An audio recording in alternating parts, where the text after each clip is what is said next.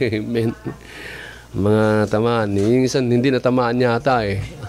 Wala, hindi na napakita eh. Yun ang natamaan talaga. Amen. Okay. 55 pa lang edad nun. Pastor Celso. Mga Cabero. Cabero ba? So, isa lang ang anak. Babae. Dalaga na. Graduate na. At nag-aral yun ng Bible School din. So, alam na yung mga Bisaya ang kanyang English, Tagalog. Bibisayain na nga lang yan. No? So, dito po, pag-usapan natin, nawa, mabilis din kayo. Amen? Amen. A hopeful God. Alam mo, ang ating Panginoon, siya din talaga ay umaasang Panginoon natin. Ano? Now, the God of hope fill you with all joy and peace in believing that He may abound in hope through the power of the Holy Ghost. Now, ang ating Panginoon po talaga ay siya din talaga ay puno po siya ng mga pag-asa. At siya talaga sa atin umaasa. Katulad po sa mga magulang, makakarelate po ang mga magulang na sa kanilang mga anak, umaasa talaga mga magulang na sila talaga ay lalaking, disente, at ang kanilang pamumuhay talaga ay inaasam ng mga magulang na talaga sila ay talaga yun talagang pag-asa. Amen. So, alam niyo po, sa pagiging maasahin, gaya ng Diyos, pag atin po nakilala ang inaasahan at pangarap po na meron tayo para sa ating mga anak. Amen. Nang sila po'y pinanganak, alam ng mga magulang, lalo ng tatay, kung ano talaga ang kaisipan para sa kanyang anak. Iisipin niya, nawa ang anak ko maging ganito. Diba? Yan ang pag-asa ng mga magulang. Nang si Dina, first namin anak, hindi ko rin maiwari kung ano bang pakiramdam ng tatay. Dahil nga, iniintindi ko na yung anak ko, ang misis ko hindi ko naiintindi. Andito ang anak, sabi ng sino ba yun, yung kasama natin? Asan na yung, hindi mo tinatanong yung misis mo, yung anak mo na. Tinatanong ko siya yung anak ko eh. Asan na yan? Andito na. Yung misis mo hindi mo naiintindi. Diba? Na, di ba, ang mga magulang, nang sila'y maisilang, talaga hindi maiwari sa mga magulang, yung pangarap sa ating mga anak ay mataas. Na one day sila'y magiging presentable na inaasahan natin. Nang lumaki na sila, nag-elementary, minsan ating ang pangarap nababawasan. Amen. Di ba? Mapasaway ka! Iba na yung pangarap dun eh. Nag-uumpisa na eh. Di ba? Halos nawawala na yung pangarap sa mga anak natin. As we go along pag dumating na sila sa college, wala na talaga yung pangarap eh.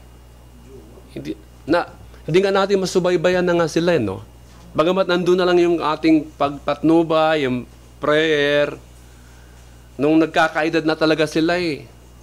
Kulang na lang, patay na natin sila eh. Di ba? Alam ng mga magulang noon, mga unbeliever, higit sa lahat. Amen.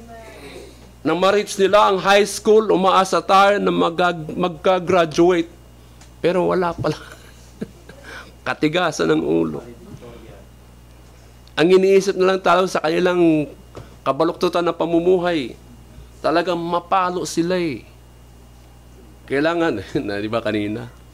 Sigaw ng mga magulang, kulang na lang talaga, maggawa na lang ng speaker, i-record, para bang, Balot Pinoy!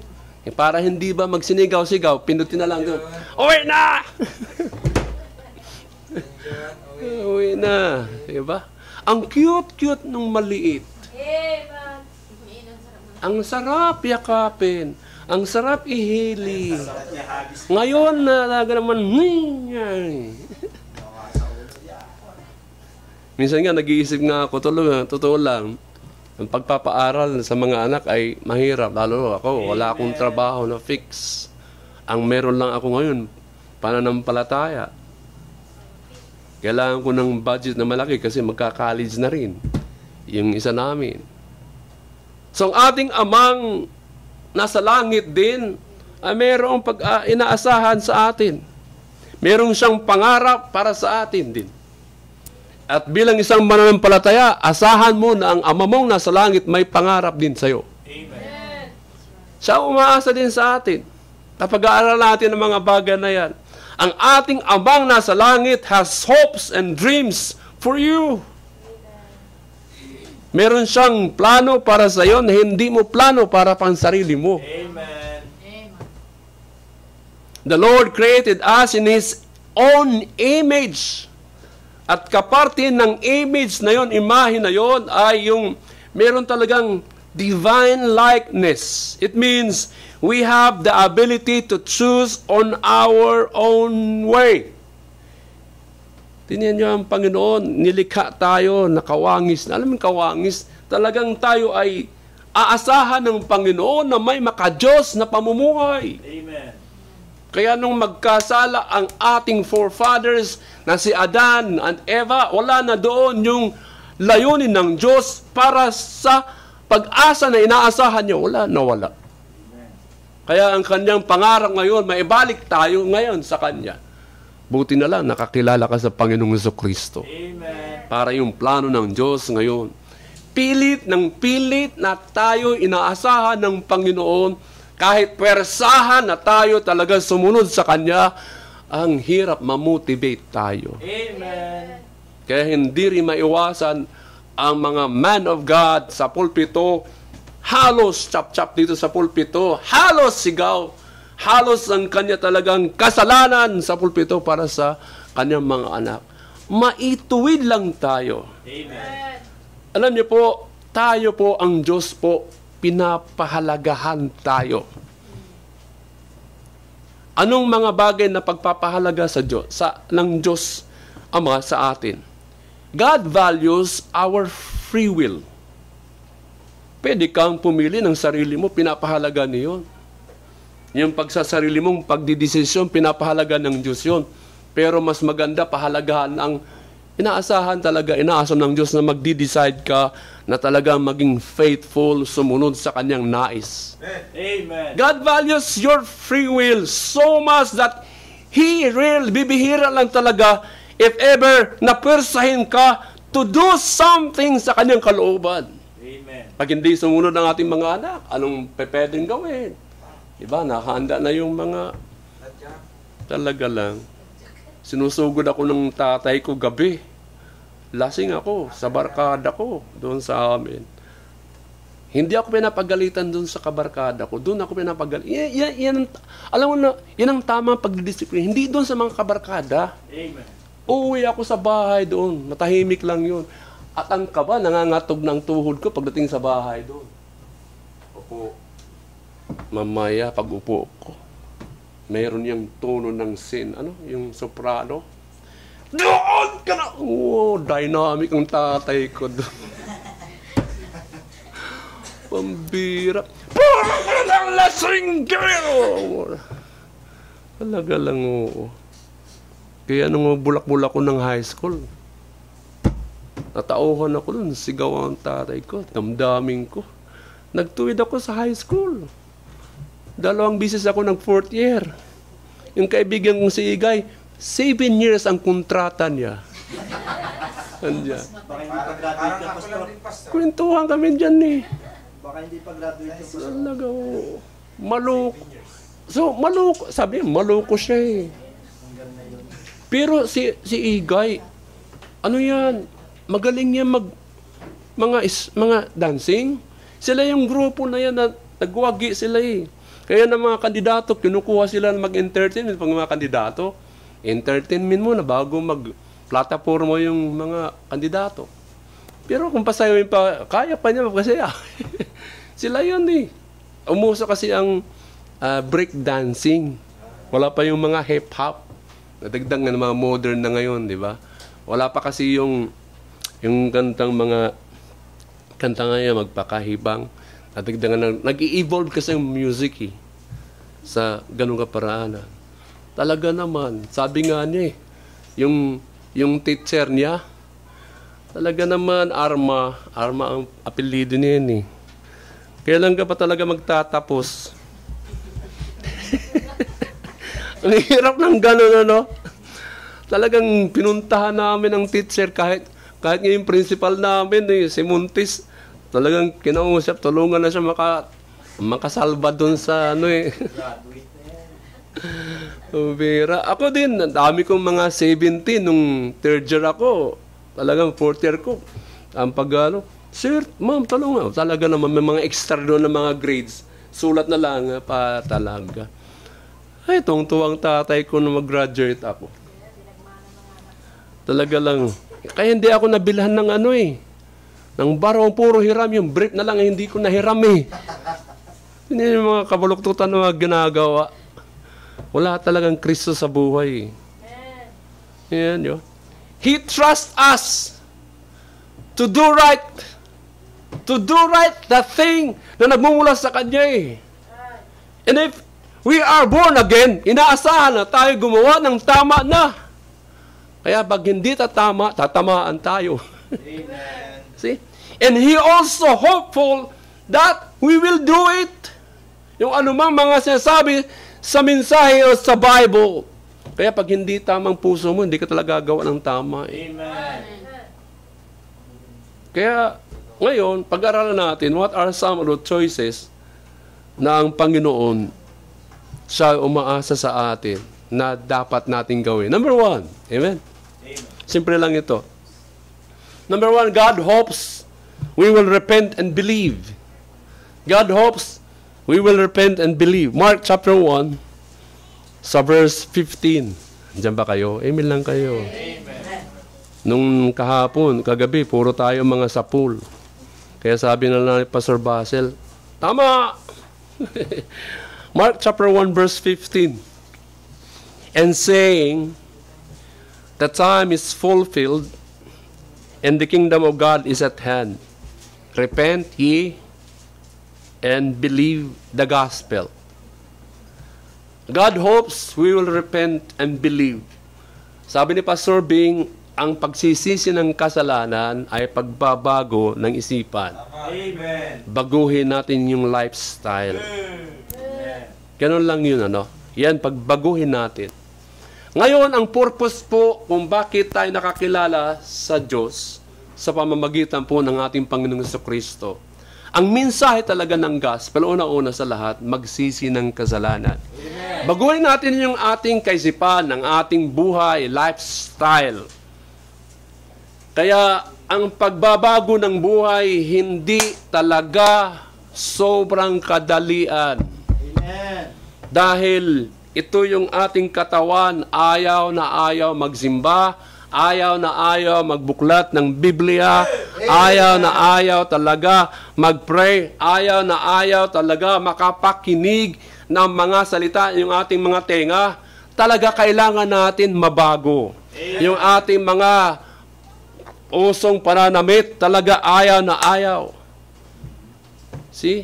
Lahat na-influence, diba? Sabi ng pastor noon, ng kagabi, influensya, masarap pang samahan sa mga kaibigan. Amen. See? Alam niyo po, ibig sabihin, God hopes we will repent and believe. Ika nga, kung tayo'y nais mag-participate sa kaparaanan ng Diyos sa paggawa ng mga bagay, especially sa gawain ng Diyos, kailangan natin gawin yun. Kailangan tayo gumawa ng ilang pagbabago sa buhay. Pasalamat, di ba sabi? Pasalamat na mayroong nag-invite sa'yo dito sa church. Amen. Pasalamat na may nagbahagi sa'yo. So kailangan natin dito, totoo lang, mapapariwara ang buhay natin kung wala kang kaalaman sa Bible. Amen. Kasi ito lang ang pag-asa natin eh. Right. Sa pamantayan sa buhay. Una-una, we have to repent. Especially, literally means, itong repent nito, this means, we must turn around and quit, stop going your own way. Yung pansarili mong kaparaanan. Kailangan mo huwag mong gawin yung pansarili mong mga pagtitimbang-timbang. kailangan mong gawin yung mga nais talaga ipagawa ng Panginoon. Amen. Kung talagang ikaw ay born again, kung ikaw talaga ay Christian as kailangan natin magbago ng buhay. Amen. Ito yung mystery, kung paano magbago ng buhay. Kailangan natin sumunod sa Bible.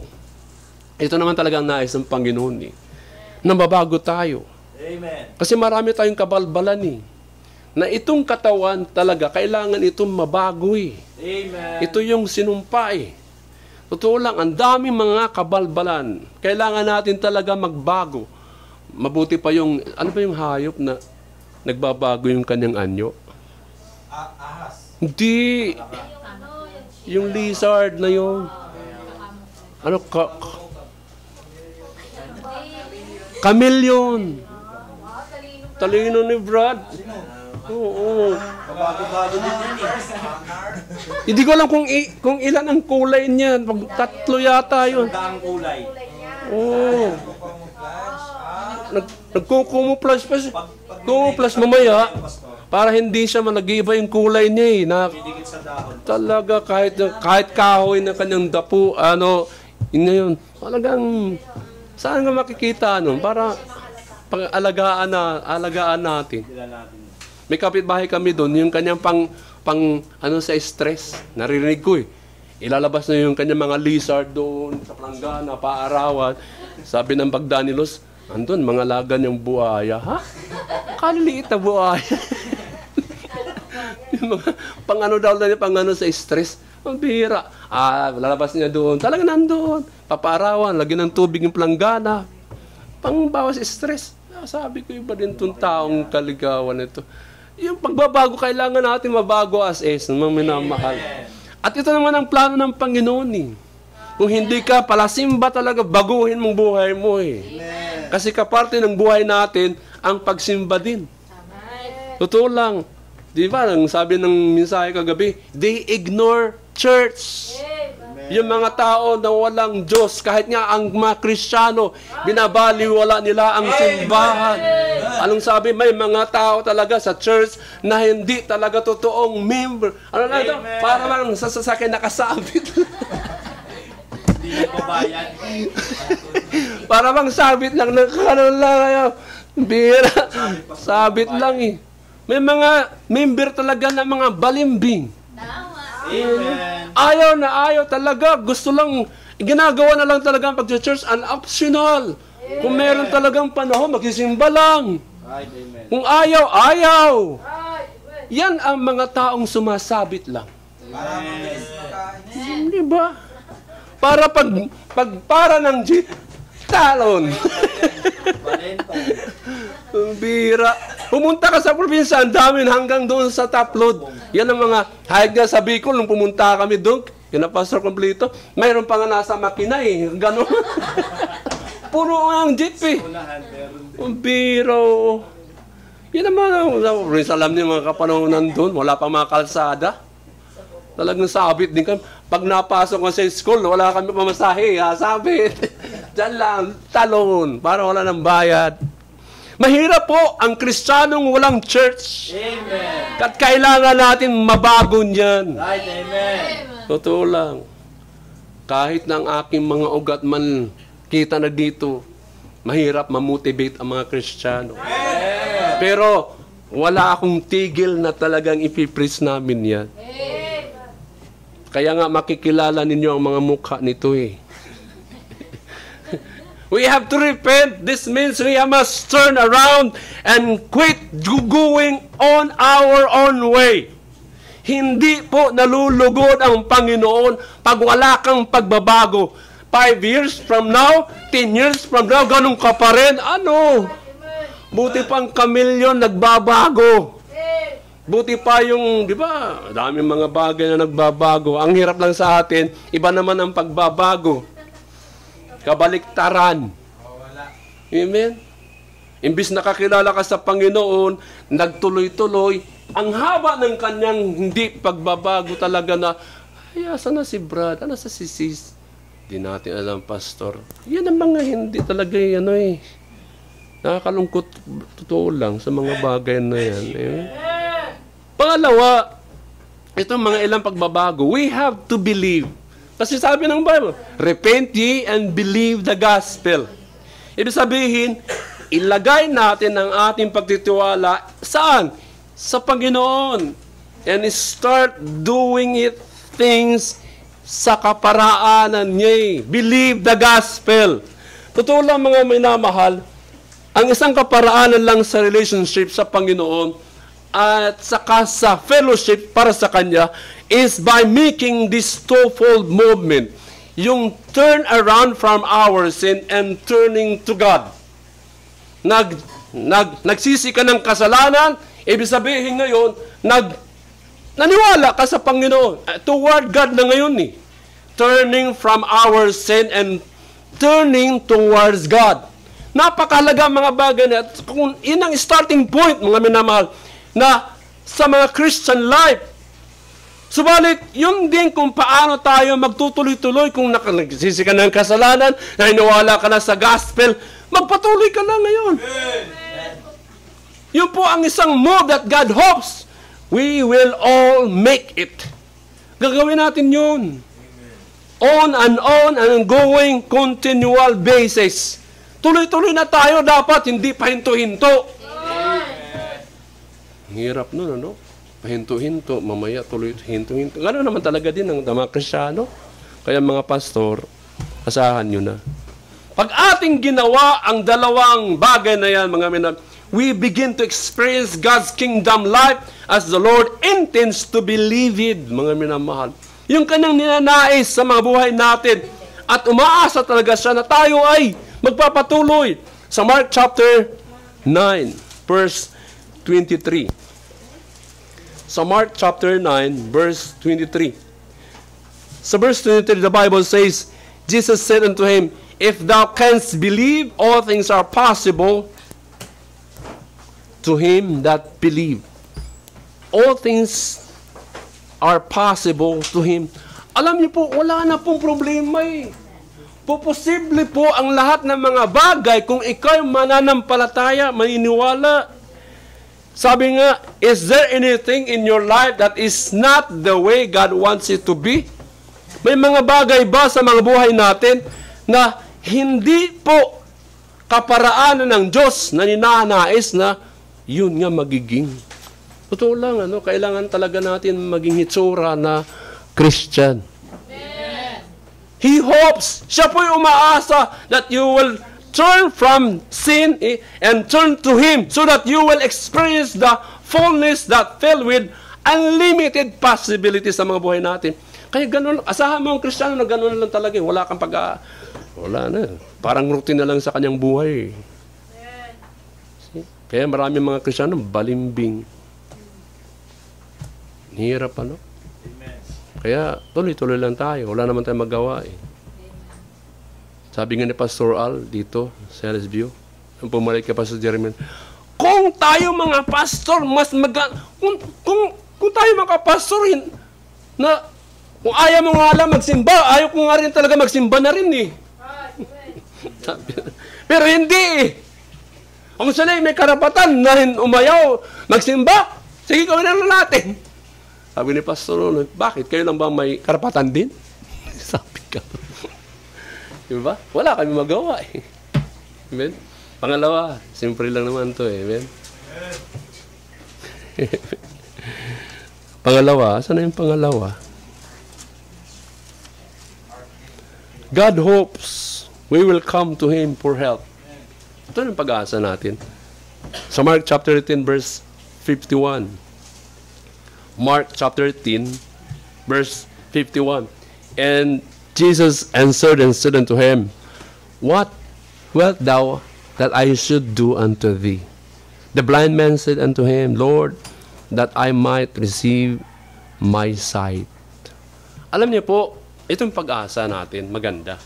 Ang Diyos po umaasa sa atin na tayo'y pupunta sa kanyang trono biyaya, hihingi ng tulong. Amen.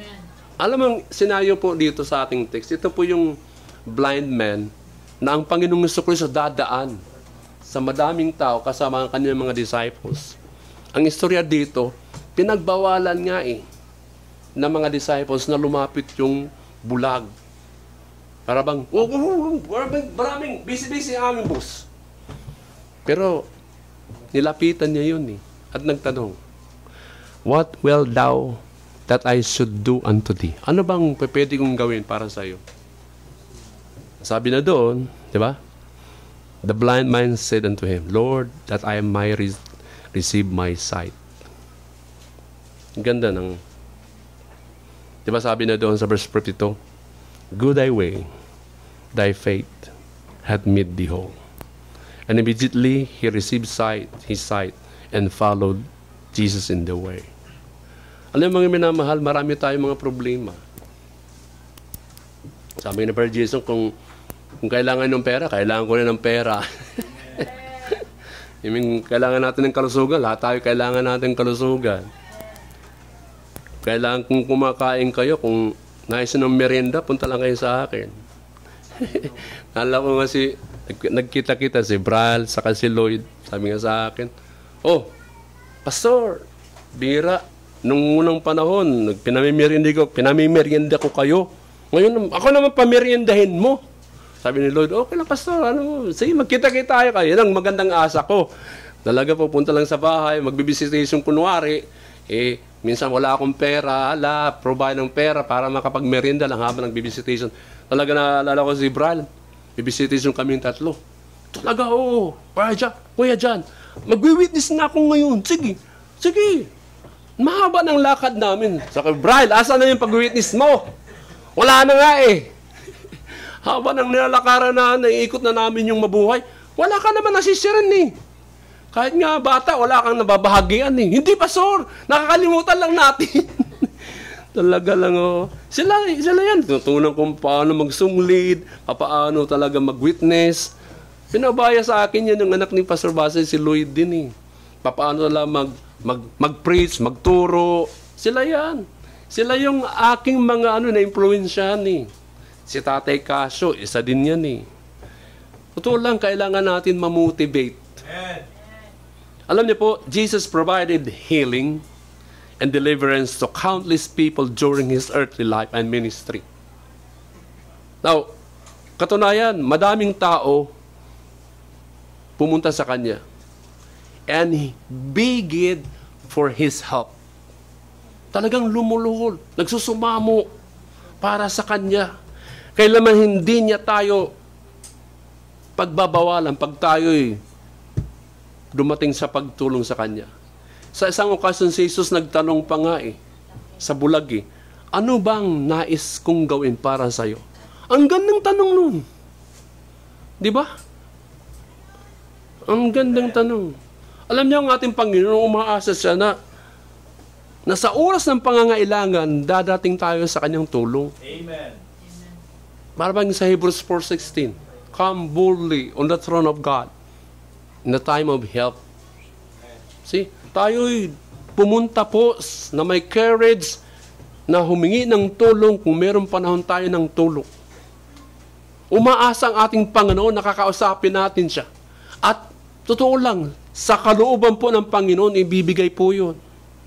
How many times have you sought Jesus' help kahit magmakaawa tayo? Kung ano mga hinaing natin, mga daing natin, iluhod mo sa Diyos. Iiyak mo sa Diyos. Walang ibang pwede makaunawa at makaintindi sa mga daing natin kung siya lang mismo talaga. Amen. Kahit ang mga magulang natin, di na tayo nga, di ba? Huwag naman. Di ba? Ang Panginoon naiintindihan sobra-sobra yung ating mga anxiety, mga problema. Pag ang ating Panginoon, nakikita tayo na tayo'y hurting, di ba? Nasasaktan at saka nag-i-struggle. Ang kanyang puso talaga na break siya ni. And He stand ready, willing, and able to help. Handa siyang tugunan yung ating mga panaghoy. Lalim nun. Yung daing mo, alam ko sa likod ng mga ngiti natin ngayon, meron talagang something sa puso mo na mabigat. At ang Diyos lang nakakaalam. Amen. Siya lang nakakaalam. He wants and hopes that na tayo'y tatawag sa Kanya at hihiling para sa kanyang intervention. Mamagitan na sa atin. Kailangan natin tulong eh.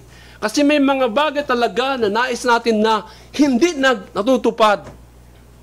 Kung meron tayong need sa buhay, huwag mag-struggle sa sarili mo. Huwag mong iinda yan. Amen. Iparating mo sa Panginoon.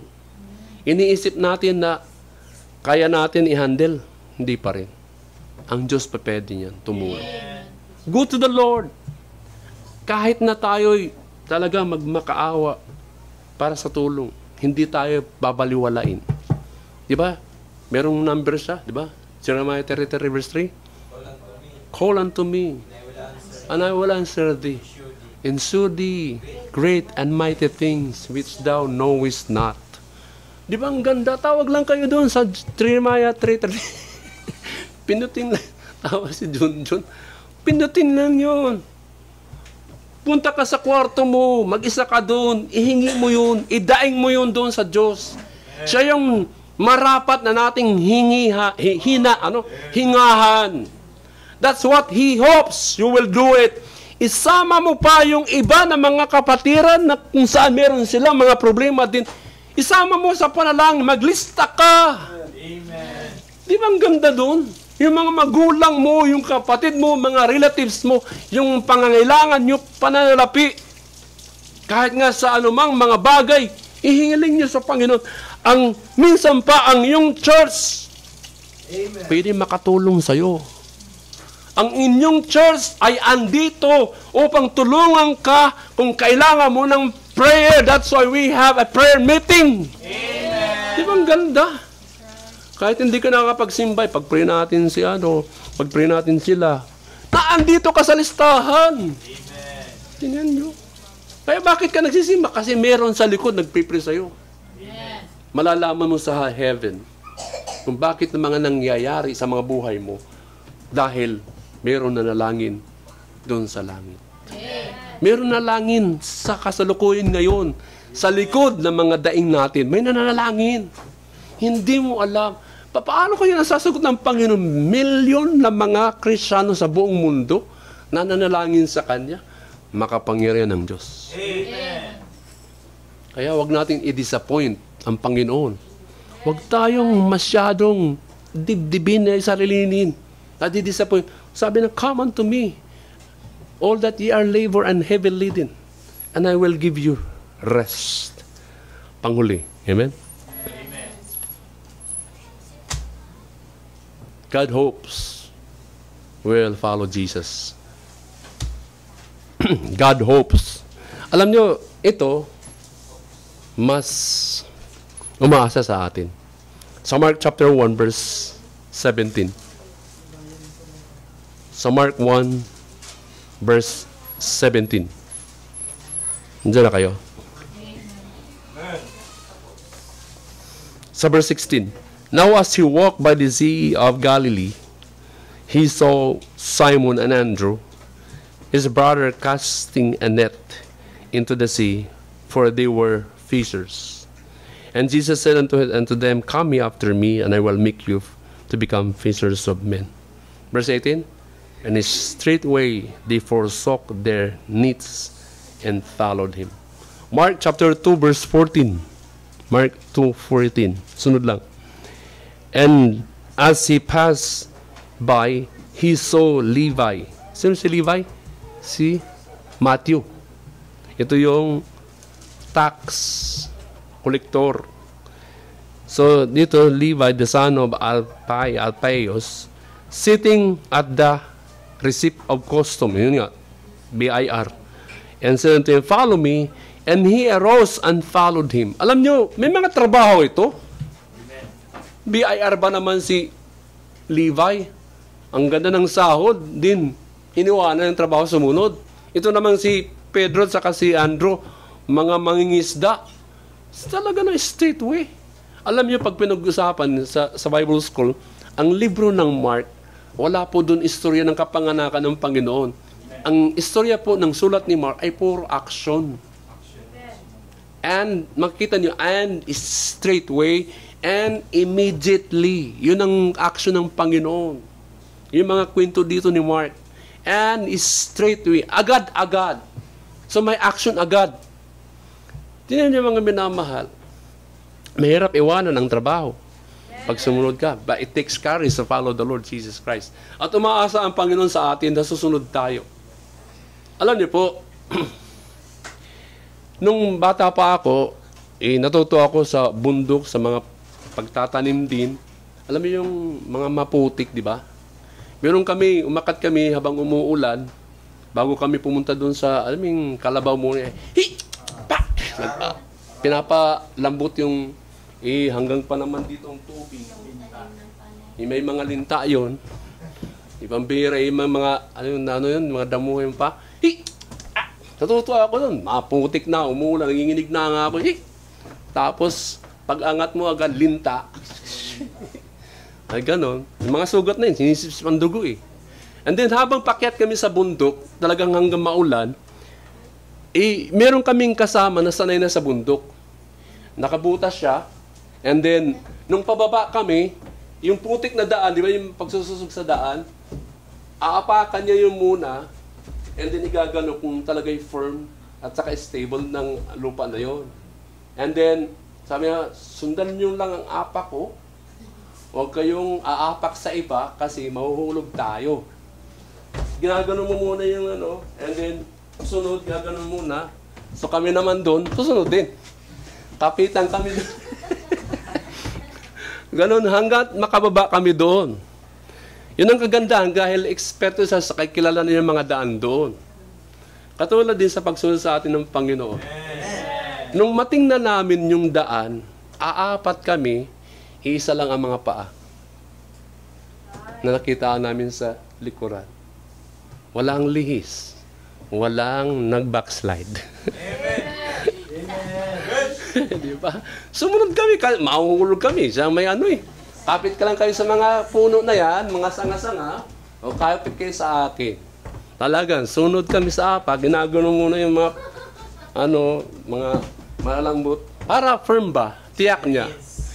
Kasi eksperto siya eh. To follow someone means to go down to the same path. Amen. Ibig sabihin, walk in their footsteps. Kaya sinundan namin yung bakas din ng kanyang pag-apak. Ang Panginoon umaasa bawat isa sa atin na gumagawa din ng eksakto, tama, maayos dahil ang ating Panginoong Hesus ipinakita niya sa atin kung paano po mabuhay at ibinigay sa atin yung landas na tunay na sagana, yung abundant, at buhay na walang hanggan. Yan ang kagandahan sa pagsunod sa ating Panginoon. Alam nyo, bawat isa sa atin, kailangan natin sundan yung mga apak na yan ng ating Panginoong Jesucristo. Kailangan natin sundan yon. Pag hindi ka sumunod sa mga ginawa ng Panginoong Jesucristo, mapupunta ang buhay natin sa panganib. Yan po kung paano tayo sumunod. Yan po kung paano tayo sumunod ng totoo. Na eksperto ang Panginoon sa buhay. Sa lahat po ng kakayahan, kailangan natin sundan siya. At ang Panginoon natin umaasa sa atin na susundan natin yung kanyang buhay. Kasi siya naman ang buhay natin. Pag tayo lumihis, mga minamahal, pag tayo lumihis, alam na, gagala ka. Magsasalay ka ng daan. Mawawala ka sa daan. Kaya kailangan natin sumunod ng tama at maayos sa ating Panginoong Jesucristo. But God hopes we will follow Jesus because it is the only way that leads to salvation and leads to the will of God. Wala na pong iba. Huwag tayo magpakunwari sa bilang isang Kristiyano. Tayo magpakatotoo na Kristiyano. Marami pong mga piki, hipokrito na mga Kristiyano. Sinasabi nga sa Bible, mayroong mga false brethren. Hindi natin alam kung sinong totoong mga ligtas, mga kapatiran. Nakakalungkot ang church na mayroong mga Kristiyano, binabaliwala nila ang pagsunod sa ating Panginoong Jesucristo. Kaya ang buhay nila ay hindi talaga firm, stable, merong gigiwang-giwang. Amen. Kaya hindi maayos ang buhay nila. Dahil Ayaw nila magpasakop sa leader. Amen. Napakasimple lang ang tanong. Are we following in His steps? Wala nang ibang daanan eh. Amen. Wala nang ibang daan. Sundan natin yung apak ng ating Panginoong. Amen. Matibay yun eh. Hindi tayo mabibigo. Alam nyo, sumusunod tayo. Ang Panginoon may mga pangako. And we believe that promises. I-claim natin yung mga pangako na yan. At aasahan talaga natin na ang buhay natin ay magiging maayos at maganda. Amen. Ang Diyos umaasa sa atin sa pagsunod. Yung tatlo na yan, totoo lang. Napakasimple lang yun eh.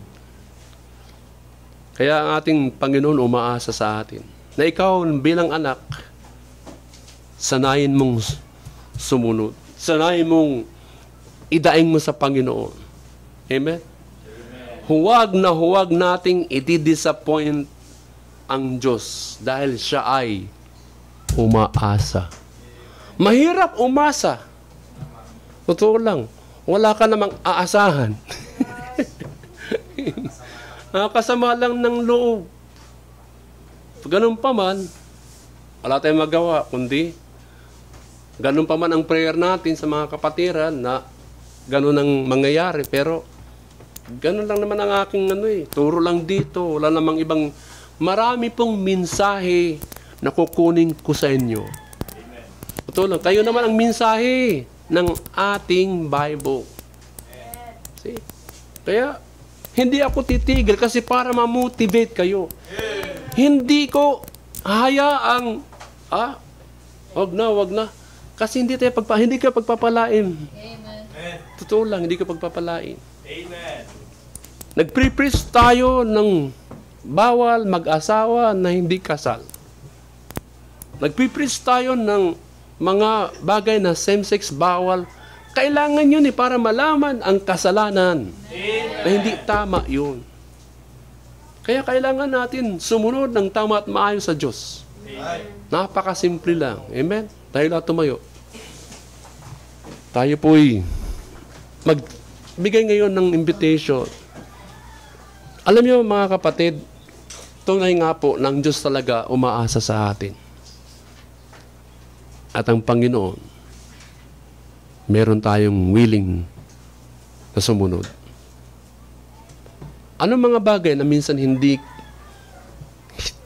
ka maayos sa pamumuhay bilang isang Kristiyano? Naandyan ba yung wala kang pagbabago sa buhay, lifestyle? Come on, Christian, ito yung pagkakataon na narinig mo ang mensahe. Now, papaano ka ngayon tumugon? At ang Panginoon umaasa po sa bawat isa sa atin na bibigyan mo ng pagkakataon. Mayroong mga bagay ba na hindi mo pa gini-give up? Yung mga bagay na habit na hindi nalulugod ng Panginoon. We have to repent. And we have to believe the gospel. Ito yung pagbabago. Pagbabago sa Panginoon. Baguhin natin yung lifestyle. Meron bang dito nais dumulog sa Panginoon? Dakilang Ama na sabihin mo, marami akong pagkukulang. Sa tulong ng Banal na Espiritu, Ama, tulungan niyo po ako. Meron akong mga dinadala na minsan hindi nawawala. Come on, Christian, ito yung pagkakataon. Kung meron man isa dito, dalawa na hindi pa nakakatiyak ng kaligtasan, ito yung pagkakataon mo. Tanggapin ang Panginoong Kristo, magkaroon ka ng buhay na walang hanggan. Kasi pag hindi ka naligtas, impyerno po, nakakalungkot. Mga baging Ama, nalalaman niyo po ang mga puso namin kung anong mga bagay na ayaw namin ibigay sa inyo. Tulungan niyo kami na magkaroon po ng pusong pagpapakumbaba. Sapagkat ikaw lang nakakaalam sa mga buhay namin. kung anong mga kahinaan namin, anong mga hinaing namin, Ama. Salamat po na meron kang mga salita na aming nababasa. Tunay nga po na ikaw nagbibigay sa amin ng kaginhawaan sa aming mga kabigatan. Salamat po sa mga answered prayer. Salamat po sa mga spiritual na kami po'y malaya din nakakapanambahan. O Diyos, mahabaging Ama, tulungan niyo kami na may sa katuparan namin ang mga inaasahan niyo sa amin. And I pray, O God, na sa pagkakataong ito, may commit namin ang aming buhay na ikaw lamang, Panginoon, ang aming susundin. Salamat sa mga kapatiran. Salamat po sa matapat na pagbibigay nun sa amin ng panahon. Muli, salamat sa biyaya at kaligtasan at buhay na walang hanggan. Ibalik nyo kami mamayang hapon na handa po kaming maglingkod sa inyo. Lahat ng ito nilalapit ko sa pangalan ng Panginoong Hesus. Amen. Amen. Amen. Amen pa. Amen. Ano, magbunutan na tayo? Meron bang mga papel? Ano, meron bang mga papel? Meron bang budget? Kung magkano ba?